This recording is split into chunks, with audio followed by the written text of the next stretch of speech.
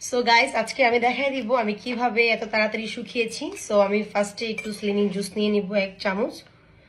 1 চামচ এখানে পড়ে গিয়েছে। দেন আমি একটু গরম পানি দিয়ে নিব। অনেকেই ঠান্ডা পানি দিয়েও খেতে পারে এবং গরম পানি দিয়েও খেতে পারে। সো আমি একটু কুসুম গরম পানি নিচ্ছি। এই যে ধোয়া উঠতেছে, দেখতেই পাচ্ছ।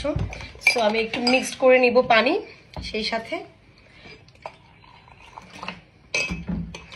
আর অবশ্যই তোমাদেরকে খেতে হবে লেবু। সো আমি লেবুর রস দিয়ে নিচ্ছি।